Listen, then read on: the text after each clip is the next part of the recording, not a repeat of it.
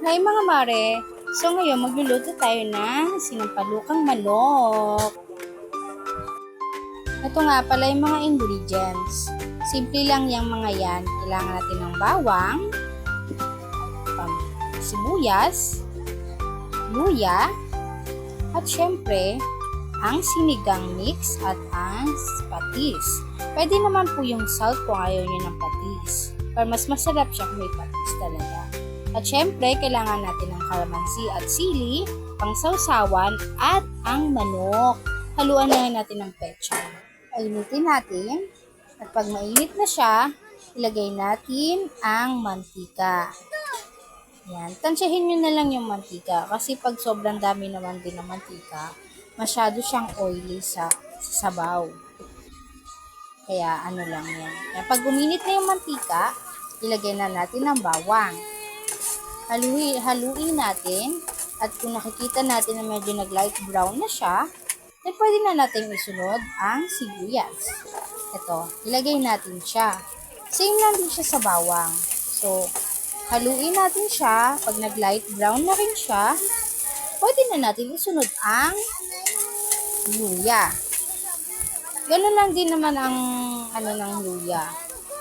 Halu-haluin natin. Same lang din siya ng procedure sa bawang at sibuyas. So, ito, ayan. Mix-mix lang natin. And then, after, isunod na natin ang chicken. Kahit anong part ng chicken, pwede. Ito kasi, yan lang yung nakaya kong bilhin sa sa tindahan. Talagang pang simpleng ulam lang siya. Pero napakasarap. Ayan. Lutuin lang natin siya ng unting hanggang sa mag-light brown din siya. Baliktad natin para lahat siya maluto. Ngayon, pag alam niyo na siya na okay na, medyo naluto na siya, nagla-light brown na siya, sa tingin nyo okay na, and then lagyan natin siya ng sabaw. Lubig. Ang sa akin kasi, ang tinatansya ko lang kung hanggang saan ang kasi ang mga anak ko kasi mahilig sila sa sabaw. So, dinadamihan ko talaga siya ng sabaw. Pero kung di naman kayo totally mahilig sa maraming sabaw, pwede nyo naman tansyahin kung hanggang saan nyo lang gusto. Ayan. Then, after nyan, pakukuluan natin siya ng mga 5 minutes. Ayan. Then, kumulo na siya.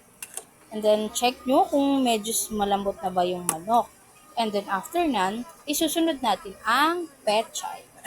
Ayan. Hiniwa-hiwa ko lang siya sa gitna. Hindi naman yung asin na small cut. Sa gitna ko lang siya hinati. And then, isusunod naman natin dyan ay ang sinigang mix.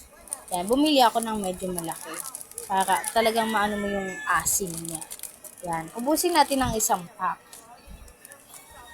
Pero kung ayaw niyo naman sobrang asin, pwede naman ng half o kaya tansyahin nyo lang din. Mamaya, taste nyo siya kung matabang, then lagyan nyo na lang siya ulit. Ganun lang siya.